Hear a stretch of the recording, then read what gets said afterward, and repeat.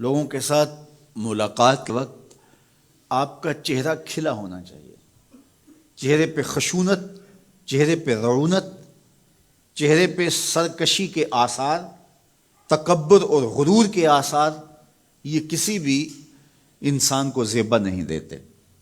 تکبر صرف اللہ کی شان ہے، اور اس کے اسماء مبارکہ میں سے ایک اسم مبارک متکبر ہے۔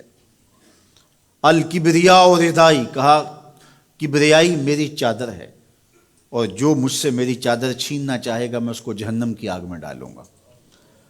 اس کائنات میں ہونے والا پہلا جرم تکبر ہے۔ جب ابلیس کو آدم علیہ السلام کے سامنے سجدہ کرنے کا حکم دیا گیا تو اس نے کہا کہ میں تو سجدہ نہیں کروں گا۔ ابا واستکبر وکان من الکافرین، اس نے انکار کیا بوجہ تکبر، اور تکبر رائی کے دانے کے برابر بھی اللہ کو پسند نہیں ہے۔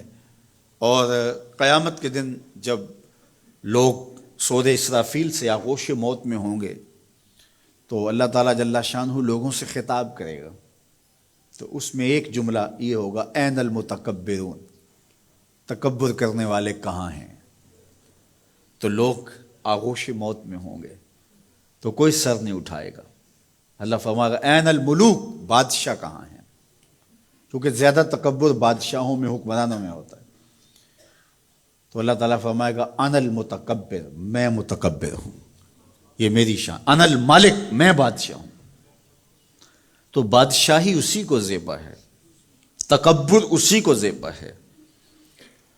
تو نصیحت کرتے ہوئے فرمایا وَلَا تُصَعِّرْ خَدَّكَ لِلنَّاسِ، لوگوں کے سامنے اپنی گردن کو، اپنے چہرے کو، اپنے رخسار کو ٹیڑھا نہ کرنا۔ ابن منظور افریقی نے لسان العرب میں لکھا ہے کہ یہ سعر سے نکلا ہے، اور یہ اونٹ کی ایک بیماری ہے۔ جس طرح بندوں کو لقوہ ہو جاتا ہے، اس کا منہ ٹیڑھا ہو جاتا ہے، تو اونٹ کو ایک بیماری لگتی ہے، تو جب وہ بیماری اس کو لگ جائے تو اس کی گردن ٹیڑھی ہو جاتی۔ تو عرب کے محاورے کے مطابق قرآن نازل ہوا ہے، تو اشارہ کیا کہ جس طرح اونٹ کی گردن ٹیڑھی ہو جاتی ہے تو تکبر کی وجہ سے تمہارا چہرہ بھی ٹیڑھا نہ ہو جائے۔ یہ تمہارا چہرہ اچھا نہیں لگتا، اس پہ خشونت، اس کے اوپر غصہ، اس چہرے کے اوپر جو ہے وہ وحشت اچھی نہیں لگتی، اس چہرے کے اوپر تبسم اور مسکراہٹ اچھا لگتا ہے۔ یہ چہرہ ہنستا ہوا گلاب جیسا ہی اچھا لگتا ہے۔ تو اپنے رخسار کو ٹیڑھا نہ کرو، اپنے لہجوں کو خوبصورت بناؤ، آنے والے سے خندہ پیشانی سے ملو، اور لوگوں کے ساتھ تمہارے رویوں کی خوبصورتی تمہارے چہروں سے دکھائی دے۔ علامہ آلوسی کہتے ہیں کہ بعض کا بندہ کسی کے سامنے بچھ ہی جاتا ہے، عجز، عاجزی، انکساری، یہ انسانی وصف ہونے چاہیے، لیکن کسی کے لیے اس طرح انسان بس جھکتا ہی جائے کہ اس کی عزت نفس بھی باقی نہ رہے اور وہ احساس کمتری میں مبتلا ہو جائے، تو یہ بھی انسان کے لائق نہیں ہے۔ تو رخسار کو ٹیڑھا کرنے کا جو ہے وہ مفہوم یہ ہے کہ آپ عجز اختیار کریں، لیکن اس عجز کا یہ مفہوم نہ ہو کہ آپ کی عزت نفس مجروح ہو جائے۔